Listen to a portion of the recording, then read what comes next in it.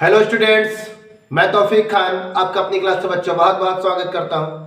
बच्चों, आज की इस क्लास में हम लोग सीखेंगे वैद्युत अपघटन। बच्चों, बहुत ही प्यारा और बहुत सुंदर टॉपिक है वैद्युत अपघटन। अपघटन का मतलब होता है टूटना। किसके द्वारा? वैद्युत के द्वारा। तो सबसे पहले मैं एक डेफिनेशन लिखूंगा और उस डेफिनेशन के द्वारा आपको बेहतरीन ढंग से वैद्युत अपघटन सिखाऊंगा। ठीक है बच्चों? तो परिभाषा भी बहुत सरल ही लिखूंगा। देखिए, वैद्युत अपघटन क्या है? जब किसी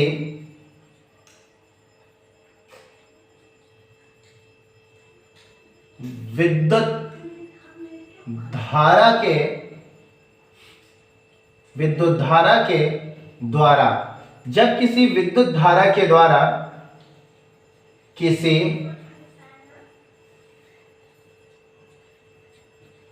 विद्युत अपघट्य का विघटन या विघटन करने की क्रिया को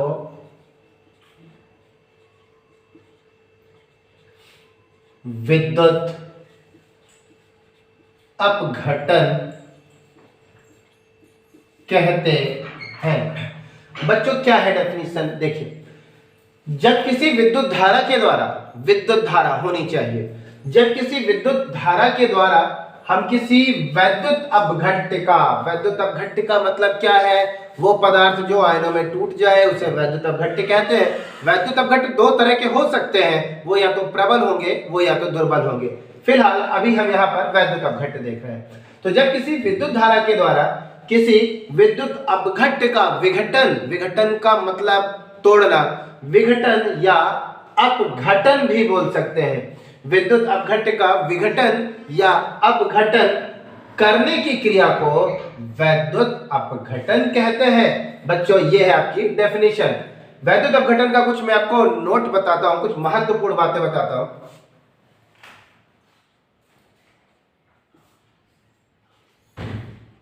वैद्युत अपघटन की क्रिया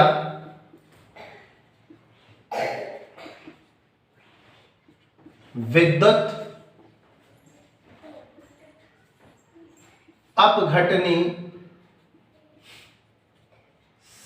सेल में होती है। फिर इसके बाद एक और नोट है इसका, एक और पॉइंट बताता हूं आपको। वैद्युत अपघटन में विद्युत ऊर्जा का रूपांतरण रासायनिक ऊर्जा के रूप में होता है। तो मैं इसे समझाऊंगा बच्चों। नोट में क्या एक महत्वपूर्ण बात है, जो वैद्युत अपघटन की क्रिया होती है ना बच्चों, वो वैद्युत अपघटनी सेल में होती है। तो वैद्युत अपघटनी सेल है क्या? देखिए, मैं फिगर बनाता हूं आपके सामने। बच्चों, एक फिगर देखिए।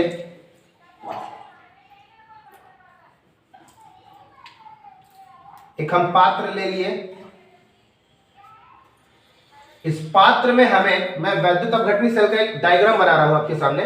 एक पात्र ले लिए। इस पात्र में बच्चों हम लोगों ने विलयन भर लिया। किसका? वैद्युत अपघट्य का। साथ ही साथ अब इसमें हम लोग धातु के दो छड़ लगाए। ये देखिए, और इन धातु की छड़ों को एक को बना लिया कैथोड और एक को बना लिया एनोड। ठीक है बच्चों? बैटरी के इस बड़ी वाली लाइन को धन सिरा, छोटी वाली को ऋण, बड़ी को धन, छोटी वाली को ऋण।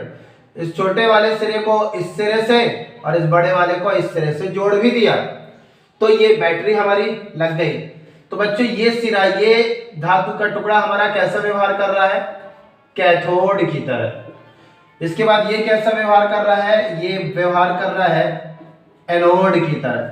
साथ ही साथ जब इसमें विद्युत धारा प्रवाहित करेंगे ना इस विलयन में, तो विद्युत धारा की दिशा कहां से? इस प्रकार चलेगी, धन सिरे की ओर होकर, ये धन सिरे से होकर चलेगी, ये यहाँ पर पूरी उतरेगी, फिर विलयन से उतरेगी और फिर ये ऋण सिरे से होते हुए फिर ये ऋण सिरे पर आएगी, इसी प्रकार चलती रहेगी।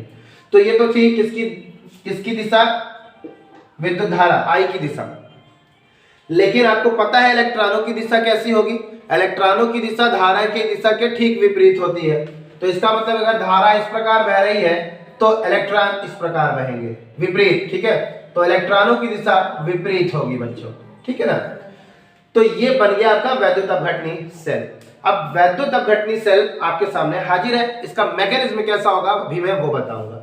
दूसरा नोट क्या कहता है? वैद्युत अपघटन में जो विद्युत ऊर्जा है, विद्युत धारा प्रवाहित करते हैं, तो विद्युत ऊर्जा किसमें बदल जाती है? रासायनिक, केमिकल एनर्जी में कन्वर्ट हो जाती है। इसके बाद बच्चों अब हम इसकी विधि देखेंगे कि वैद्युत अपघटन की विधि कैसे होती है, कैसे ये प्रोसेस काम करता है। तो मान लीजिए, थोड़ी देर के लिए अभी इस फिगर को देखिए। मान लीजिए मैंने कोई वैद्युत अपघटन लिया है NaCl, तो NaCl में जब विद्युत धारा प्रवाहित करेंगे ना, तो वो आयनों में टूटेगा, Na positive plus Cl minus, इस प्रकार। यानी इस पूरे विलयन में क्या क्या है? Na पॉजिटिव है, Cl माइनस है, इस प्रकार के आयन आपको इसमें देखने को मिल रहे हैं। चलिए, तो क्या है विधि में, देखिए क्या है, मैं आपको स्पष्ट करता हूं। मैं विधि बहुत बेहतरीन ढंग से बताऊंगा और उसे आप बिल्कुल समझें। बेटा एक पात्र लेते हैं, ये एक पात्र लेते हैं और इस पात्र में वैद्युत अपघट्य का एक विलयन भर देते हैं, वैद्युत अपघट्य का एक विलयन भर देते हैं। इस विलयन में धातु के दो टुकड़े लगाते हैं। इस टुकड़े में एक टुकड़ा जो है वो कैथोड की तरह व्यवहार करेगा तथा दूसरा टुकड़ा एनोड की तरह कार्य करेगा, ठीक है। तो जैसे ही इन दो टुकड़ों पर या इन कैथोड और एनोड की सहायता से, यानी इन दोनों कैथोड और एनोड को सेल से या बैटरी के धन और ऋण सिरे से जोड़ते हैं, यानी कैथोड की तरफ ऋण सिरा और एनोड की तरफ धन सिरा जोड़कर इसमें जब हम धारा प्रवाहित करते हैं विलयन पर, तो विद्युत अपघट्य आयनों में टूटता है और निम्नलिखित रासायनिक अभिक्रियाएं होती है, ठीक है। तो क्या है वो रासायनिक अभिक्रियाएं, वो देखिए। विधि मैंने बोल दी बच्चों, उसकी क्या है विधि। तो सबसे पहले जैसे विद्युत धारा प्रवाहित होगी, तो मान लीजिए ये वैद्युत अपघट्य NaCl का है, तो बेटा NaCl जो है वो डिसोसिएट होगा, विघटित होगा Na positive plus Cl minus में। तो बच्चों डिसोसिएशन होने के बाद अब हम सोडियम को देखें। सोडियम पर क्या है? धन आवेश। तो धन आवेश कहां जाएगा? विपरीत आवेश वाले इलेक्ट्रोड की ओर जाएगा। तो धन आवेश ये है, तो धन आवेश विपरीत आवेश वाले इलेक्ट्रोड यानी कैथोड की ओर जाएगा। तो बच्चों हम कैथोड पर अभिक्रिया देखेंगे, क्या होगा। कैथोड पर अभिक्रिया क्या होगी? कैथोड पर अभिक्रिया, सोडियम पहुंचेगा कैथोड के पास। कैथोड पर क्या है? ऋण आयन। ऋण आयन का मतलब इलेक्ट्रॉन की अधिकता, और सोडियम के पास क्या है? सोडियम के पास इलेक्ट्रॉन है ही नहीं, तो भैया वो पहुंच गया इलेक्ट्रॉन लेने, कहां पर? कैथोड के पास। तो सोडियम पहुंचा कैथोड के पास और उसने एक इलेक्ट्रॉन ग्रहण किए और बना लिया सोडियम। तो बेटा सोडियम जो है वो धीरे धीरे इस पूरी कैथोड पर जमा होने लगेगा। जमा होते होते होते आप कुछ समय बाद ऑब्जर्व करेंगे कि भैया हमने जब कैथोड की ये छड़ बनाई थी, ये धातु की जो छड़ डाली थी, जो अभी कैथोड की तरह व्यवहार कर रही है, पहले तो ये पतली थी, अब धीरे धीरे धीरे धीरे मोटी हो रही है। तो भैया मोटी इसलिए हो रही है क्योंकि वहां पर सोडियम जमा हो रहा है। इसके बाद फिर Cl माइनस। Cl माइनस का मतलब इलेक्ट्रॉन की अधिकता, तो ये उस इलेक्ट्रोड की तरफ जाएगा जिसके पास प्लस है। तो बच्चों प्लस ये है, यहां पर इलेक्ट्रॉन की कमी है, ये क्लोरीन पहुंच जाएगा एनोड के पास अपने इलेक्ट्रॉन देने। तो पहुंचेगा कहां पर? एनोड पर। एनोड पर अभिक्रिया क्या है? एनोड पर अभिक्रिया Cl माइनस अपने इलेक्ट्रॉन मुक्त कर देगा और क्या बनाएगा? एक मुक्त मूलक, एक बिंदी रखी है बच्चों। एक बिंदी क्यों रखी है पता है? क्योंकि क्लोरीन के बाहरी कोष पर 7 इलेक्ट्रॉन होते हैं, जब अष्टक पूरे करते हैं तो एक अयुग्मित इलेक्ट्रॉन बचता है, इसीलिए क्लोरीन का एक मुक्त मूलक। ये क्लोरीन का मुक्त मूलक दूसरे किसी क्लोरीन के मुक्त मूलक से क्रिया करके क्लोरीन गैस बनाता है और वो एनोड से मुक्त हो जाती है। ठीक है, तो बच्चों हम लोगों ने विधि जो है वो कंप्लीट कर ली। ठीक है, इसके बाद इतना आप स्क्रीनशॉट लें, फिर आगे बढ़ते हैं। चलिए आगे देखेंगे बच्चों।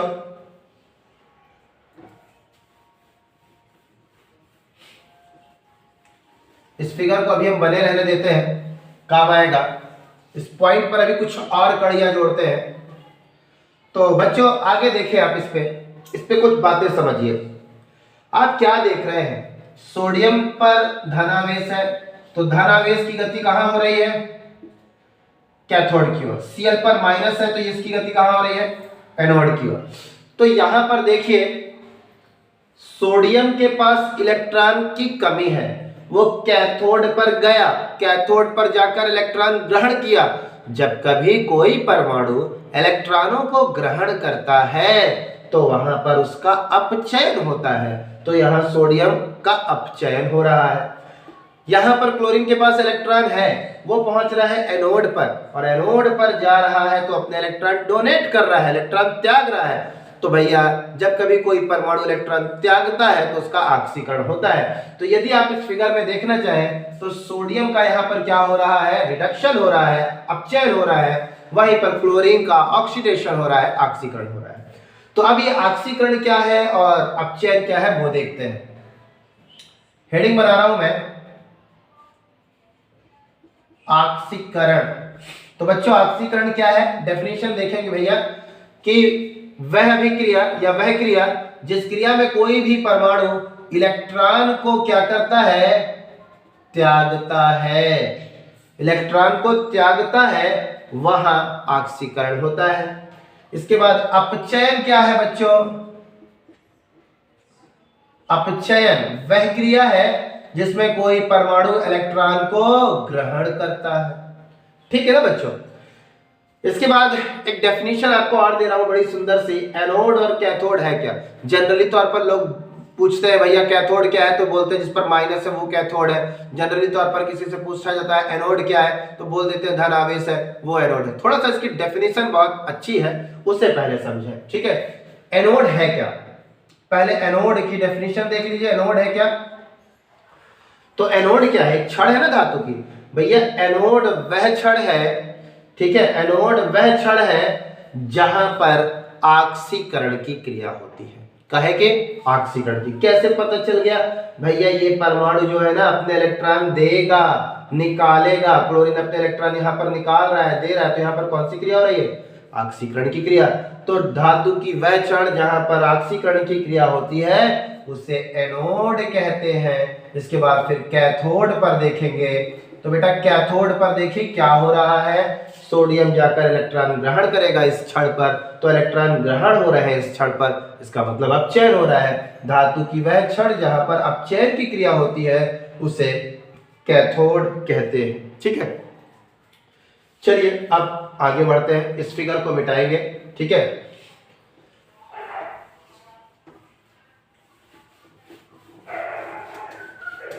आगे देखें बच्चों, अब आगे का स्टेप देखेंगे हम लोग। विद्युत अपघटन। विद्युत अपघटन की क्रिया द्वारा बने उत्पाद को, क्रिया द्वारा बने उत्पाद को प्रभावित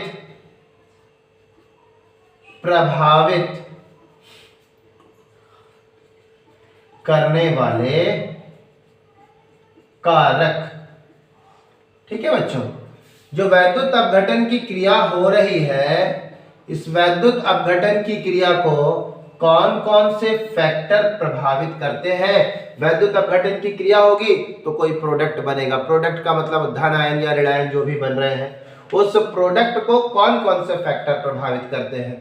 तो बेटा पहला फैक्टर है विद्युत अपघट्य प्रकृति। पहला कौन प्रभावित करता है, वैद्युत अपघट्य की प्रकृति। फिर वैद्युत अपघट्य की सांद्रता। तीसरा इलेक्ट्रोड की प्रकृति। चौथा ताप। तो देखिए अभी तो मैंने स्पष्ट किया ही नहीं, अब आप यहां पर स्पष्ट से समझिए कौन कौन से फैक्टर प्रभावित करते हैं। पहला है विद्युत अपघट्य की प्रकृति। तो भैया विद्युत अपघट्य दो प्रकार के हैं, प्रबल वैद्युत अपघट्य, दुर्बल वैद्युत अपघट्य। अगर हम कोई एक ऐसा विलयन ले जिसमें प्रबल वैद्युत अपघट्य है, और अगर प्रबल वैद्युत अपघट्य है तो उनमें आयनों की संख्या अधिक मात्रा में बनेगी, और अगर आयनों की संख्या अधिक मात्रा में बनेगी तो हम कह रहे हैं प्रोडक्ट अधिक बन रहा है, धनायन और ऋणायन अधिक बन रहे हैं। जबकि इसके विपरीत यदि हम कोई दुर्बल वैद्युत अपघट्य लेते हैं तो उनमें आयनों का आयनन ज्यादा नहीं होता, उत्पाद कम बनते हैं। तो आप देख रहे हैं ना कि यदि विद्युत अपघट्य की प्रकृति बदल दी जाए, प्रबल ले लिया जाए, दुर्बल ले लिया जाए, तो अगर प्रबल वैद्युत अपघट्य लिया जाए, दुर्बल वैद्युत अपघट्य लिया जाए तो उनमें बनने वाले उत्पाद जो है वेरी करेंगे, भिन्न भिन्न बनेंगे। ठीक है। इसके बाद वैद्युत अपघट्य की सांद्रता, कंसंट्रेशन ऑफ इलेक्ट्रोलाइट्स। विद्युत अपघट्य की सांद्रता क्या है, तो आपको पता है ना, मैंने आपको बताया कोई विलयन जितना तनु होगा उसमें आयनन की क्षमता उतनी अधिक होगी, और जो विलयन जितना सांद्र होता जाएगा उनमें आयनन की क्षमता धीरे धीरे घटती जाएगी। तो अगर हमारा जो वैद्युत अपघट्य का, हमारी जो विद्युत अपघट्य की सांद्रता है वो सांद्रता भी फुल सांद्रता में नहीं बदली है, यानी कि अगर मैं कहूं कि हमारे पास कोई एक ऐसा विलयन है जिस विलयन की सांद्रता अभी बहुत उच्च नहीं है, अर्थात अभी तनु ही सांद्रता है उसकी। ठीक है। तो तनु अगर हमारे पास सांद्रता वाला कोई विलयन है, या यूं कहिए जिसमें वैद्युत अपघट्य कम मिला है, उस विलयन में उस वैद्युत अपघट्य की आयनन की क्षमता अधिक होगी। जबकि अगर मैं बात करूं आपसे कि कोई ऐसा विलयन जो पूरी तरीके से कंसंट्रेट है, सांद्र विलयन है, तो उसमें विद्युत अपघट्य का आयनन मंद होगा। ठीक है। तो देखिए अगर हमारे पास कोई प्रबल वैद्युत अपघट्य जो है, जो भी प्रबल वैद्युत अपघट्य है, ठीक है, वैद्युत अपघट्य की सांद्रता पर, यानी वैद्युत अपघट्य की जो सांद्रता है जो हमारे पास विलयन है वो देखिए। मान लीजिए हमारे पास कोई एक ये पात्र है, समझते जाइएगा, ये भी विलयन है, ये भी विलयन है, दोनों विलयन है। अगर इसमें थोड़ा सा जल मिला दिया जाए तो ये तनु हो जाएगा, और अगर ये तनु हो जाएगा तो इसमें जो विद्युत अपघट्य है ना उनका आयनन बढ़ जाएगा। तो आयनन बढ़ जाएगा तो धनायन और ऋणायन की संख्या बढ़ गई। और अगर ये सांद्र विलयन है हमारे पास, इसमें हमने अभी जल नहीं मिलाया, तो इसमें उपस्थित विद्युत अपघट्य की आयनन की क्षमता उतनी अधिक नहीं होगी जितना कि जल मिलाने पर हो गई। तो फिर इसमें ज्यादा Na+, इसमें ज्यादा धनायन, ज्यादा ऋणायन, उस पर कम धनायन, कम ऋणायन, ऐसे बन रहे हैं कि नहीं बन रहे बच्चों। तो ये देखिए हमारे पास विद्युत अपघट्य की क्रिया के द्वारा जो उत्पाद बन रहे हैं वो प्रभावित हो रहे हैं, कम ज्यादा हो रहे हैं। इसके बाद तीसरा पॉइंट क्या कहता है, इलेक्ट्रोड की प्रकृति। तो आपको पता है आप विलयन पर क्या लगाते हैं, इलेक्ट्रोड लगाते हैं, इलेक्ट्रोड लगाकर विद्युत धारा प्रवाहित करते हैं। तो आपको पता है जितने भी इलेक्ट्रोड होते हैं सभी इलेक्ट्रोडों का इलेक्ट्रोड विभव अलग अलग होता है, सभी का इलेक्ट्रोड विभव समान नहीं होता। तो अगर हम भिन्न भिन्न इलेक्ट्रोड को लगाएं तो उनमें भिन्न भिन्न इलेक्ट्रोड विभव होगा, और भिन्न भिन्न इलेक्ट्रोड विभव होने के कारण उनमें बनने वाले, जो उस विलयन में बनने वाले उत्पाद है, धनायन ऋणायन, इनकी संख्या भी वेरी करेगी, बदलेगी। ठीक है, समान नहीं होगी। इसके बाद ताप देखें भैया, अगर हम किसी वैद्युत अपघट्य के ये जो विलयन है, यदि इस पे हम कोई ताप दे, मान लीजिए इस पे हमने ताप दिया, तो ताप देंगे तो इसके अंदर के जो विद्युत अपघट्य है वो ऊर्जा ग्रहण कर लेंगे, उनका आयनन अधिक होगा, आयनन अधिक होगा और उसमें वेग बढ़ जाएगा, आयनों में वेग बढ़ जाएगा।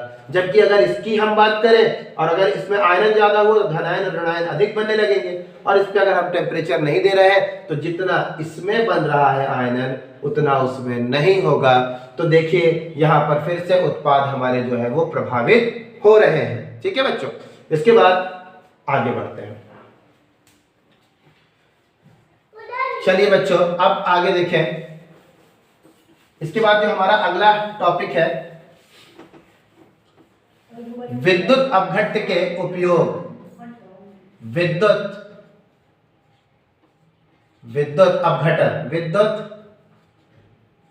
अपघटन के उपयोग, कहां कहां इस विद्युत अपघटन का उपयोग होता है? तो पहला पॉइंट है धातुओं के संक्षारण में, धातुओं के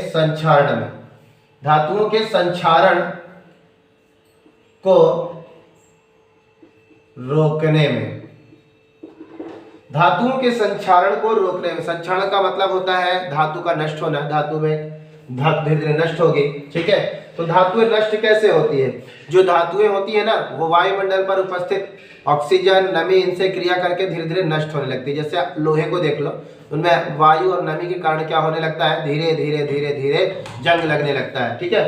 तो संक्षारण को हम कैसे रोक सकते हैं विद्युत अपघटन विधि के द्वारा, वो देखिए। समझाता हूं, बाकी आपका ये पॉइंट तो हो गया, मैं समझाता हूं आपको। मान लीजिए बच्चों, हम कोई एक पात्र लेते हैं, इस पात्र पर हमने धातु के 2 टुकड़े लिए, लेकिन एक धातु का टुकड़ा वो होगा जिसे हमें संक्षारण से बचाना है। मैंने कहा मैंने ये धातु ली है और मुझे इसे संक्षारण से बचाना है, तो जिस धातु को आप संक्षारण से बचाने के लिए लेंगे उसे सदैव क्या बनाएंगे? कैथोड बनाएंगे, ये चीज याद रखिएगा। फिर इसके सामने वाली जो भी धातु होगी वो कैसी होगी? धनायन होगी। इसके सामने जो भी धातु आप रख रहे हैं जरूरी नहीं है कि वो वही धातु हो, कोई दूसरी भी धातु हो सकती है। तो ठीक है बच्चों, देखिए अब क्या करते हैं, इसे हम सेल से जोड़ दिए, ये लीजिए। जोड़ने के बाद मान ली, और इस पे हम कोई विलयन भर देंगे। माना मैंने इस पे विलयन भर दिया कॉपर सल्फेट का, तो विलयन भर दिया तो वो किस रूप में होंगे? Cu positive, Cu2 positive, SO4 2-, इस प्रकार आयनों में होंगे। तो जैसे विद्युत धारा प्रवाहित करेंगे ना, तो ये धन आवेश जो है ना इस जाकर आयरन के इस टुकड़े पर, मान लीजिए मैं अपनी धातु कौन से संक्षारण कर रहा हूं? आयरन, लोहे को। तो मैंने लोहे को यहाँ पर ले लिया, लोहे को बना लिया कैथोड। तो जैसे जैसे ये कॉपर जाकर धीरे धीरे धीरे इस पूरे जाकर लोहे के टुकड़े पर जिसे हमने कैथोड बना रखा है उस पर धीरे धीरे पूरा लेप जैसा चढ़ जाएगा और उस पर जंग नहीं लगेगा। दूसरा पॉइंट क्या देखते हैं? दूसरा पॉइंट है जल से हाइड्रोजन गैस बनाने में, जल से हाइड्रोजन गैस बनाने में भी इसका उपयोग होता है। कैसे होता है वो देखिए। जैसे मान लीजिए H2O है, H2O का विद्युत अपघटन करेंगे तो H+ और OH- आयन बनेगा। तो बेटा ये वाला प्लस कहाँ जाएगा? आप बोलेंगे माइनस की तरफ, यानी कैथोड की तरफ। तो कैथोड पर जाएगा तो कैथोड पर क्या करेगा? इलेक्ट्रॉन ग्रहण करेगा, तो हाइड्रोजन का एक मुक्त मूलक बनाएगा। ये हाइड्रोजन का एक मुक्त मूलक किसी दूसरे हाइड्रोजन के मुक्त मूलक से क्रिया करके हाइड्रोजन गैस में परिवर्तित हो जाएगा, ठीक है। तो ये देखिए जल बनाने का प्रोसेस। इसके बाद फिर तीसरा पॉइंट क्या ले लीजिए, जल से D2O बनाने में, जल से D2O ड्यूटेरियम ऑक्साइड बनाने में, भारी जल बनाने में, ठीक है। तो कैसे बनता है आपको पता है? जो हमारे पास बच्चों पानी होता है ना, ये पानी में कुछ अंश D2O के भी होते हैं और D2O का आयनन नहीं होता, जबकि जल का आयनन होता है। तो जैसे ही विद्युत धारा प्रवाहित करते हैं तो ये जल से हाइड्रोजन गैस, ऑक्सीजन गैस धीरे धीरे क्या होने लगती है? मुक्त होने लगती है। धीरे धीरे जल में उपस्थित हाइड्रोजन और ऑक्सीजन निकलने लगती है।